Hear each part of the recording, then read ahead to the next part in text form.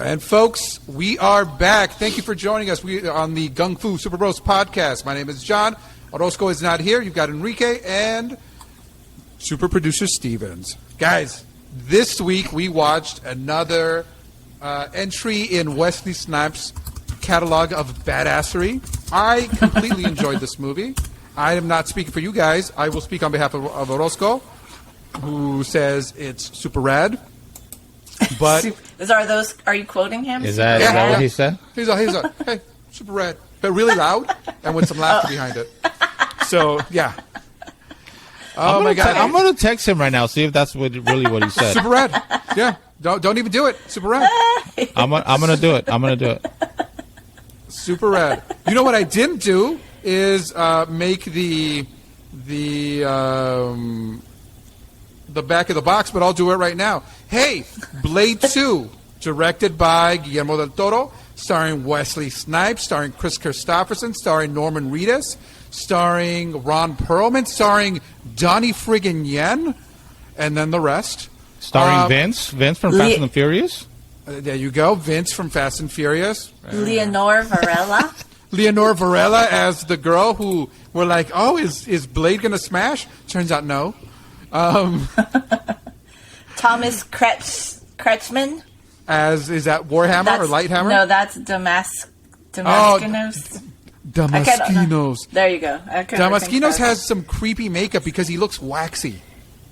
He did look weird. He's very waxy in that movie. So, Blade 2, after beating up all the vampires in the part 1, Blade tracks down Whistler to cure him from vampirism.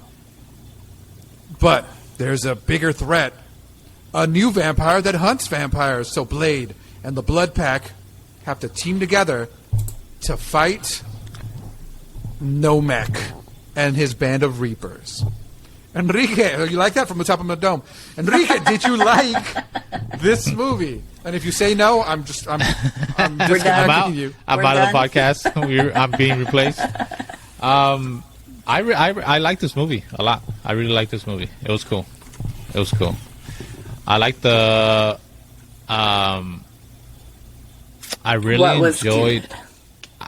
enjoyed. I have one major issue with this movie, and not just this one. It's just the whole franchise and all. And let me save that to the end. Okay. Ready? Getting ready to Norman Reedus in this is fucking awesome. I really liked him in this. His look fit perfectly for the character he played in this, and his voice, just the way he sounded. Like I really enjoyed him. When Perlman and all these other dudes showed up, Vince from Fast and the Furious shows up, and I'm like, oh, okay. I don't hate to do this, but I'll say this reminded me a lot. The music in this had a lot of it felt like those early 2000 movies, which that's what this is. Yeah. You know what I mean? It has 80 movies have a certain feel. Like early 2000 movies have a certain feel, and this definitely had that. The CG in this is pretty fucking good. There's not a lot of it. There's not a lot of it, but it's fine. It's cool. It gives you a different flavor for certain fight scenes for me. So I enjoyed that. That was cool. I do have a question about why vampires were hunting other vampires. I still didn't get what was going on there. You guys can explain that. But my major issue with these movies. Let's hear it. You don't like Wesley Snipes? I don't like Wesley Snipes. What? Wow.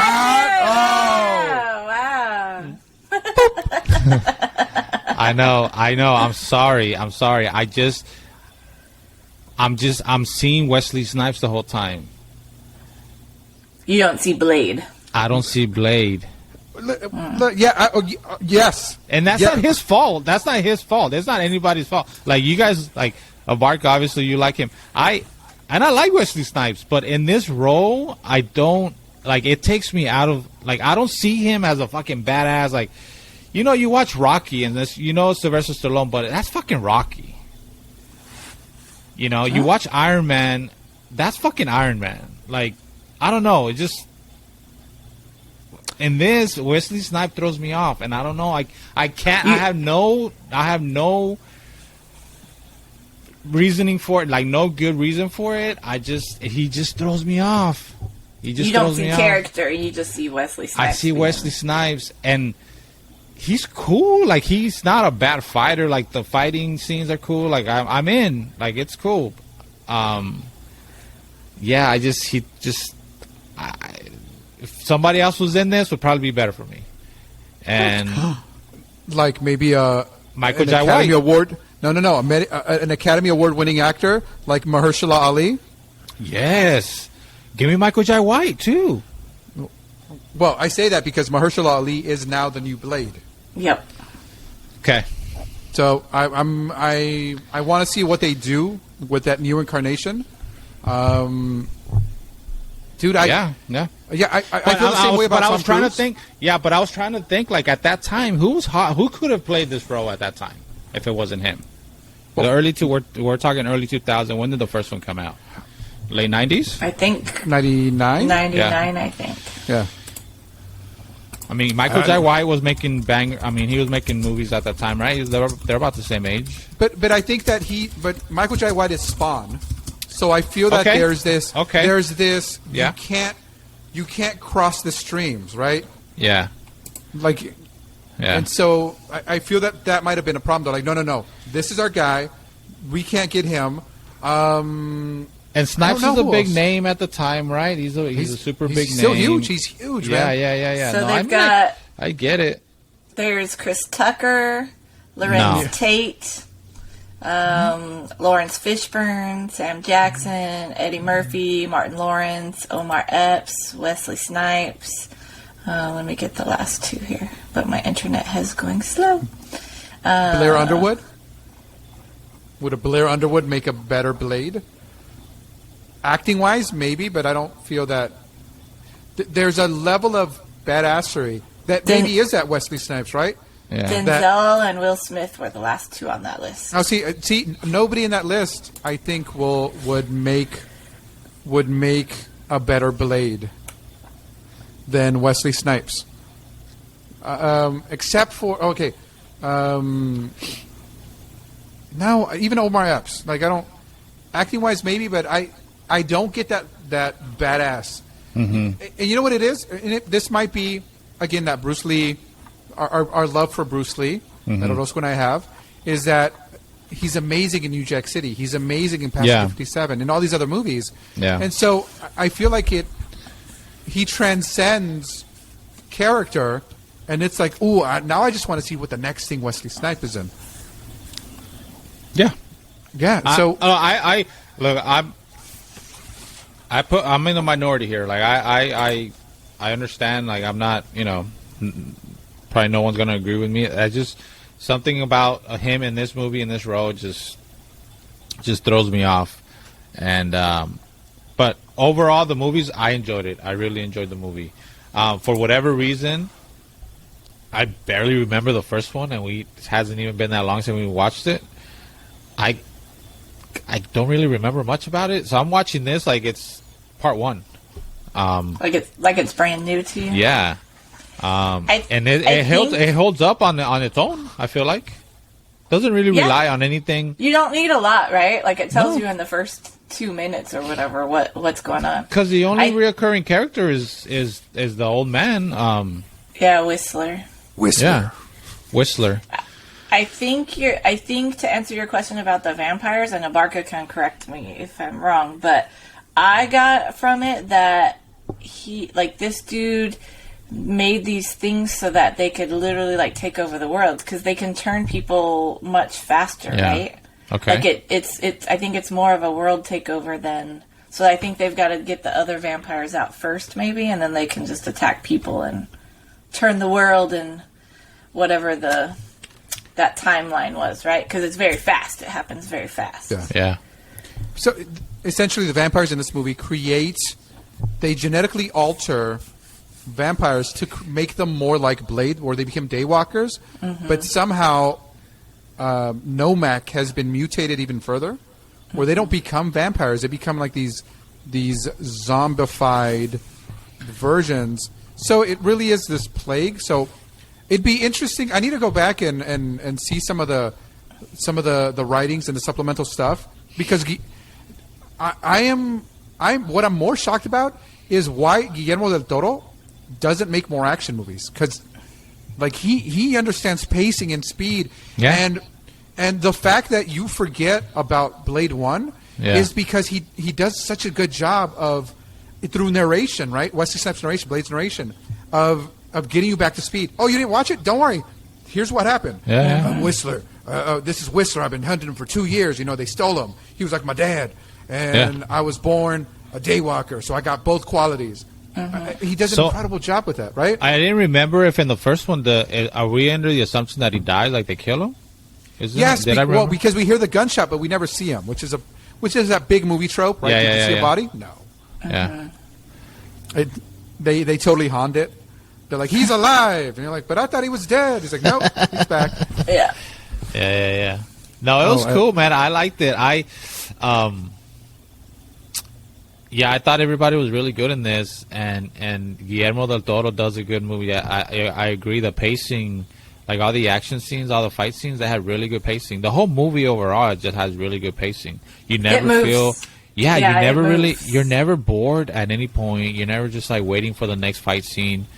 I was really impressed with the look of the chin opening up and all that. Yeah. And like they do that autopsy too on one of them. Like, oh, that's just really cool. I thought that was. I'm sure it's been done before or since then, that kind of stuff. But or that look specifically, I don't know. Have we seen that in something else? In terms of vampires, no. Like he goes so far into creating. He's adding to the myth of the vampire, right? As a student of horror, Del Toro. He gives you just the right amount of action, just the right amount of horror, and brings new stuff to it. Whereas I feel other directors kind of just come in and play with the toys that are established. He's like, no. Here's the toys you knew, but we're bringing new toys, and we're combining them to make even cooler toys. So is this something that he created for this movie? The chin with the that's not in the books. That is not in books. Cool. That is something completely. So they gave him that freedom to just come up with something. Yeah. Who does he have story credit on this? Guillermo? Yeah. Because I feel like he's very involved. Like, so fill in the people that don't know Guillermo del Toro. Like, what has he done since then? Guillermo del Toro is a Mexican-born, Academy Award-winning director. He is known primarily for horror movies. He got his start in Televisa, the biggest Mexican television station, making horror shows. Before La Rosa de Guadalupe, they used to have these horror-themed shows. Now they don't do it as much. But it's him, Alfonso Cuarón, and Iñárritu. Yeah. Those three directors came from Mexico and just have changed the face of Hollywood and of movie cinema. You might know him for Hellboy, Hellboy 2, The Golden Army, Pan's Labyrinth, The Shape of Water, which he won the Academy Award for, Nightmare Alley, the latest movie. I liked that movie. Have you seen that? Is that good? Kronos? Yeah, Nightmare Alley's good. Yeah. Cool. I'll check that He made out. his own vampire, like a low-budget vampire movie in Spain called Kronos. I miss. The Devil's Backbone, which is a ghost story, and not to mention that not only does he produce and direct his own movies, but he also is a producer for other up and coming horror directors. So that movie Orphan, right, and its prequel, like he is the executive producer on that. He helps. He uses his fame and his power to bring up other Latino directors, and I really admire him, and he is the biggest nerd ever.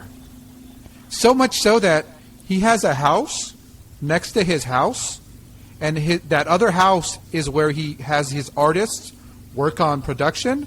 And imagine every thing that you ever wanted, every toy, every pop culture item. he has in his house, and he says that the reason he's filled his house with all these curiosities is because he wants to be inspired by the things that inspired him, but then he wants to inspire the new generation of artists to be the best they can be, and to see, this is the original prop from Dracula. Like, it'd be cool if in our movie we had rings, so like the vampires have their own rings in this movie, right? So he's pretty awesome. He's someone that I admire, and I tend not to want to admire big celebrity, but because I feel that he uses his powers for good. Yeah. He's doing that Pinocchio movie that's coming out in December. Yes, the live action Pinocchio movie. No, it's not live action. No, it's stop motion animated Pinocchio movie. Yes, it's is it a Netflix movie? I think it is a Netflix movie. Yeah, but dude, that thing looks amazing. I'm looking forward to watching that. And it seems like I see Ron Perlman in the credits for that too. So it seems like he likes to work with Ron Perlman. I think they're yeah. Well, he's Hellboy, right? Hellboy. He is Hellboy, and I want them to come back and do Hellboy 3. Like Selma Blair is dealing with her illness, but I feel like if you want to make this movie now, like there's a little bit of time that you can actually work with the entire cast still. Mm-hmm. Like Hellboy's in the 70s, dude. Like Ron Perlman is in the 70s. Oh, is he really? Yeah. It doesn't really show that he has writing credits, but I'm sure, because he worked with David S. Goyer, the writer, right? Yeah. So I'm sure there's some influence there, because everything that I'm finding he talks about is, I guess when he did press for that, or when he reflects on it now, he wanted to make superhero movies dark. So he did this right after, the name of the movie just left my brain. But he did this after another movie, and then he did Hellboy after Blade 2, because his idea was, hey, superhero movies are all light and everything, and I want to just show that they can be dark and dirty, right? So I am assuming he influenced, but he does not have writing credits from what I can see. So Devil's Backbone in 2001. That's the one. Yeah, that's the one. Yeah. Thank you. Yeah. Yeah, this movie, I mean, you could definitely see his direction in this, and it has really good pacing. It's fun. It's a fun ride for sure. Yeah, so it's Blade. The original Blade is said to be the first kind of new Marvel movie. Without Blade, we don't get the X-Men, we don't get the Fantastic Four, but it laid the groundwork for the Marvel universe, the Marvel Cinematic Universe as it is right now. This does? It lays the ground, but yeah, because without these successes, studios don't have the confidence to say, hey, you know what? Now we're only making superhero movies. I see what you're saying. Now, let me ask you, because you guys, let me know how is the new Blade? How does that fit in to this whole world that we've been in? I feel that Kevin Feige wants to have dark Marvel now, right? Because we've seen the happy and the bright, and not so the happy lights. the brightness of it, and I feel that the new Blade is going to be more in line with kind of the darkness of Eternals, or the darkness seriousness of Eternals, but also the badassery. Have you guys watched Werewolf by Night? No, I haven't. Werewolf by Night, dude, that is an awesome. It's 1 hour. It's one episode. It's a special. Oh, is it? Okay. Yeah. It's not going to be a whole series. Okay. I feel that if that's the direction they're going with this, it's going to be. It's in good hands. Yeah, it's really cool. Really good, in good hands, and there's a character in that movie that is kind of Blade-esque. So right now, Werewolf by Night sets up this world, this alternate pantheon of heroes and villains that are more occult and more dark. And so I'm excited. I know Mahershala Ali he's amazing in anything he's in, and I'm super excited to see him in in kind of an action movie that's also very horror themed. But is his time? Yeah, nothing has come out yet. They've just changed directors again, so nothing has come out. Nothing about production. Nothing about his look. But in the comics, it's just another story. Blade doesn't interact with any of these other characters that we've been seeing movies. He has, but there are other dark heroes like the Spirits of Vengeance, which is like the Punisher. Sometimes gets brought in.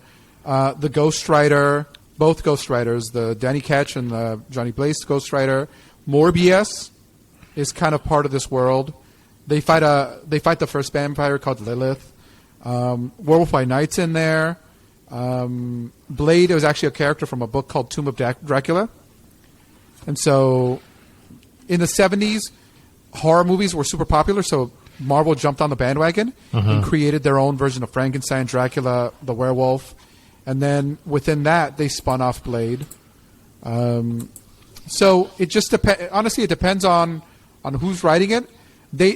They're more like a Power Man Luke Cage, where if they need to show up, they'll show up. But it's not. They're never hanging out with the Avengers, right? Because that's not their world. That's not what they fight. Right. They're more like the underworld kind of stuff. Exactly. They're street level heroes or anti-heroes fighting what you don't want to know about. Fighting in the dark. Fighting in the dark. That's a very good statement. Yeah. Okay. I'll tell you my one gripe with this movie. Okay. With Blade 2? Yeah, for Blade 2. Okay. Hit me. Donnie Yen gets killed off screen. And we don't really see it much. Like, what? We don't really see him do anything. Like, he has a couple, like, oh, he's walking kind of cool. And I'm like, hell yeah, fucking Donnie Yen. I fucking love you. I love you. But then it's like, that's it. Like, he has like one little short fight scene. That's all we get. Yeah, dude. They didn't use him. I wonder because I wonder if that was who cast who, you know? Like did they cast Donnie Yen and then they had other people? Because I don't think the fight with Lighthammer would have been very good because he's too big. He's already a monster. And so you get to see maybe Donnie Yen do a couple kicks, maybe some sword stuff, and that'll be it. But we got that. So also, I wonder how much of this is the studio saying, "Hey, you know, why do we have a whole bunch of scenes with this guy? Like he's not important to the story." Right. And then Guillermo's like, "Hey, that is Donnie Yen. You got to." Yeah. That's motherfucking Donnie Yen. Exactly. Donnie Yen, you bastard. You're not going to put him in here. Yeah. So that's my biggest beef. I love Whistler coming back. I love, like you said, Norman Reedus is awesome in this. The set pieces, when the vampire ninjas first show up. Yeah. Oh yeah, that was cool. Yeah. Yeah, that's awesome. The scene inside the House of Pain. You know, where it's not just a vampire club. It's the most sadistic thing that can be happening that you can do to a vampire, but it's also this awesome rave, right? Yeah. I like that he continues to touch upon the classes of vampires, right? Like the vampires are super racist. They see human beings as cattle, but then they see the pureblood vampires are like, dude, these people are gross. I was born a vampire, right? Yeah. Yeah. And so we continue that from part one, where Deacon Frost is not. He was not a pureblood. Right. So I enjoyed that classicism. Like I said, his direction in this, the cinematography. You're normally this guy, but the cinematography in this movie is amazing. From hiding things in shadow. There's this when Whistler gets detoxed, and they show you the empty stone. You're like, oh my god, he died, and they're like, no, he's in the shadows, and the way they frame the shadow with like half of his body is in shadow, the other half is exposed. So you're like, no, he's in the light, so he's not dying. Like that was badass. Yeah. The Reapers inside the sewers climbing like alien style. essentially, this is Guillermo del Toro making Aliens, but with Blade, right? There's That's a group right, of yeah. people. They have to team up with someone they don't like. There's a douchebag that is kind of trying to get this thing together. I think it's an overall amazing movie for me. Any other things to add about Blade 2? Let me pull up my notes here. No. So you guys totally disagree with my Wesley Snipes take? You know what? I will go to a movie for Wesley. I think he's one of the last actors that you went to the movies because it was him. I think right now it's The Rock. You go to a movie because it's The Rock, and you know you're going to get entertained somehow. The movie could be trash, right? It could be Rampage. It could be San Andreas. But because he's in it, he elevates it. I feel like John Cena does the same thing, right? Oh, Yeah. he's in it? Oh, this is going to be kind of good. Well, you were gonna say Tom Cruise is kind of like that guy. For that me, Tom doesn't- Cruise is... Tom Cruise... You just see Tom Cruise. Yeah, but you go to a Tom Cruise movie to see Tom Cruise.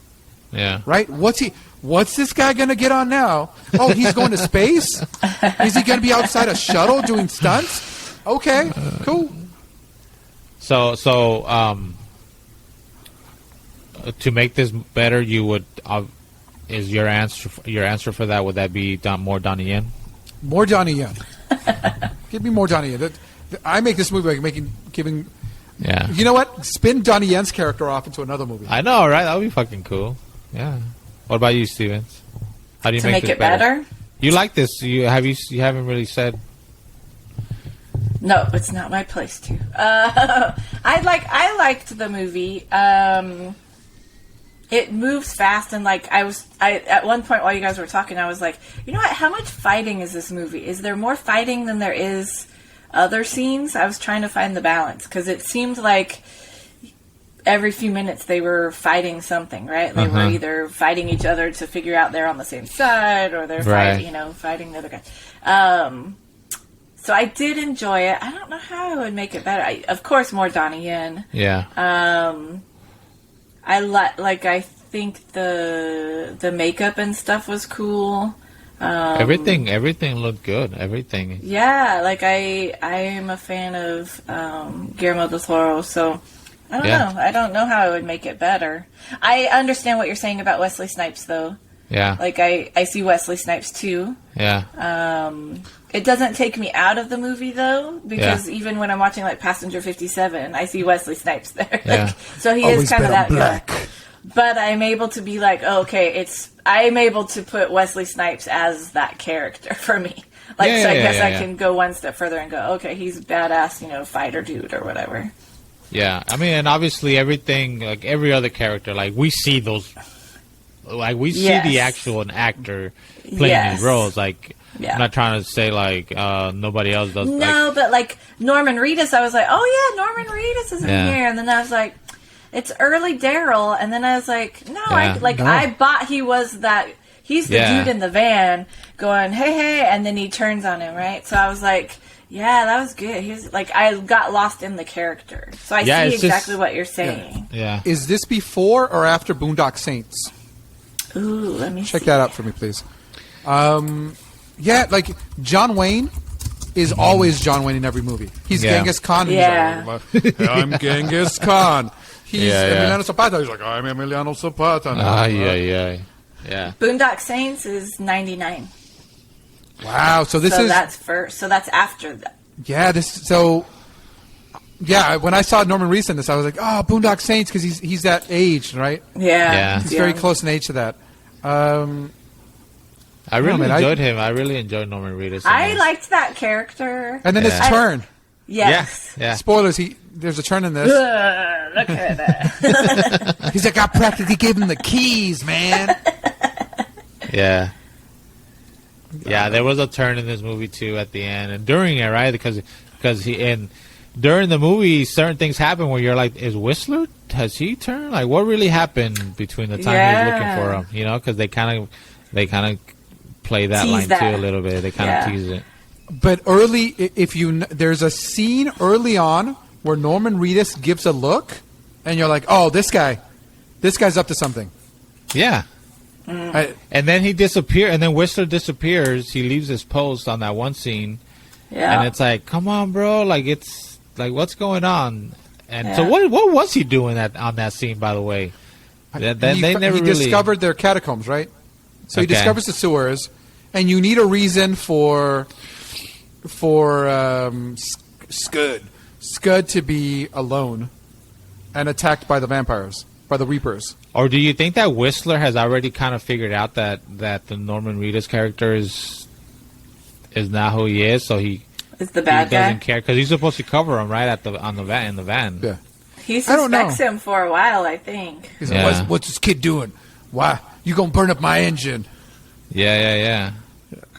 I really liked the opening scene where you don't really know what's going on and you follow them in and you're like, are these dudes, like, do they know they're like the first guy when he's like, oh, they give you good money here and you can donate as often as you want or whatever. And I was like, wait, what's happening right now? Like all of the security, right, to get back and to get in this chair. I thought that set up like the tension of how they would fit into the real world, right? Like how do vampires live amongst us, right? Mm-hmm. I don't know. I thought that was kind of cool. Yeah, banger. Right, it's a good movie. So, folks, Blade 2. Super Producer Stevens, what is our current top 10 list? The list that matters, or the only list that matters, I should say. So at number 1, because I hit you with the top on this one. Number 1 is Fearless. Let me click it off for you. Number 2 is Enter the Dragon. Number 3 is Everything Everywhere All at Once. At Waymond. Number 4 is The 36th Chamber of Shaolin, not the sequel. Number 5 was Legend of the Drunken Master or Drunken Master 2. Number 6 is Way of the Dragon. Number 7 is Crippled Avengers. Number 8 is Crouching Tiger, Hidden Dragon. Number 9 is Fist of Fury. And number 10 is RRR. Hey. Is this movie awesome enough to take RRR off the top 10 list?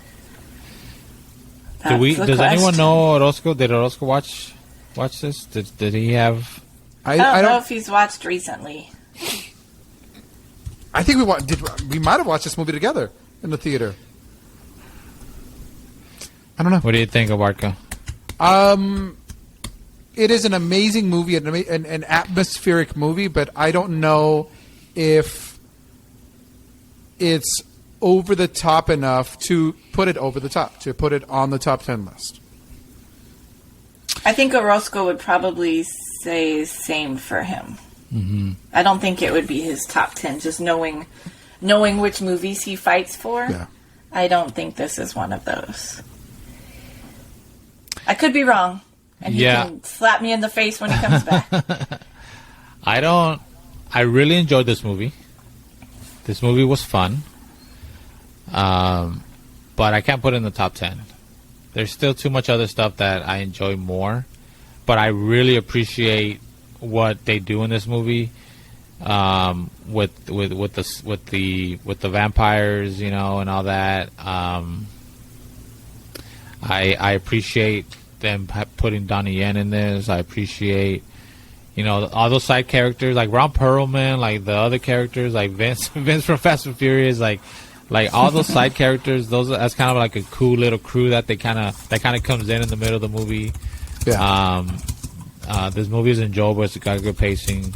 It's one of the better movies, one of the most liked movies for me that we watched, but it's not a top 10. Not in this. It doesn't crack this top 10. No, but that Blade 3 still's got a chance, and we might watch that next year for Halloween.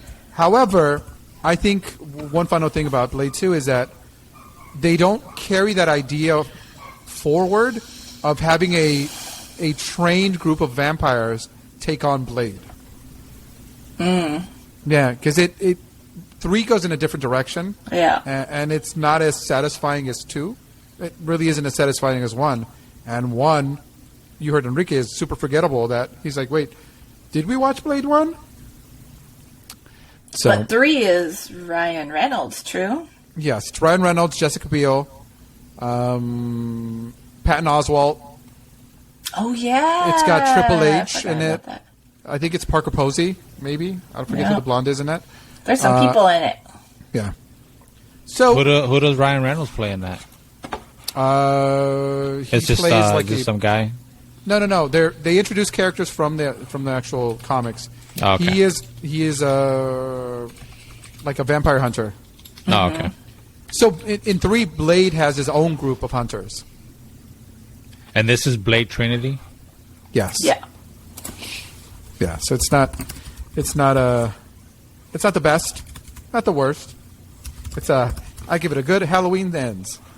All right. So as you heard, Blade 2 does not get to derail RRR. However, next week's movie might be a good competitor. So, Super Producer Stevens, what are we watching next week? So next week we are watching Unleashed from 2005. Nice. Who stars in this movie? Who is this? Jet Li, right? Jet Li, Yeah. Bob Bob Hoskins. Hoskins, Morgan Freeman, Carrie Condon, some people. Lots of other Peeps. people. And I Peeps. guess. Yes. And it's pretty much, if you have Stars services, it looks like you can find it there for free, but everywhere else it's rentable. Yeah. If you're watching in other parts of the world, this movie is known as Danny the Dog. So check it out. Enrique, where can they find our socials? They can go to our link tree. They can find all the goodies there. linktr.ee/Gung-Fu Super Bros. Nice. Remember, folks, you can leave us a voicemail at www.gungfusuperbros.com or go to our Google Voice number at 661-401-5941 to be part of our show. Don't forget to rate, review, leave us a comment on Apple Podcasts, Spotify, Google Podcasts. New episodes come out Mondays and Wednesdays for the next 3 weeks. After that, we're going to make a decision if we're keeping it this way or we are going to go back to one kind of giant show. Let us know what you think. Exactly. Let us know what you think. Leave a comment, like, subscribe, hit that bell icon for notifications. And Super Producer Stevens, say goodbye. Bye. Enrique, Bye. mahalo, folks. Be good humans. Orozco. Bye. Cool. Folks, we'll see you guys next week. What is our quote for this week? I was going to say, did you prepare a quote? I did. Okay. He's all, how do we get this going, Skid? The name Skud, same difference. All right, guys. Be good humans. See you guys.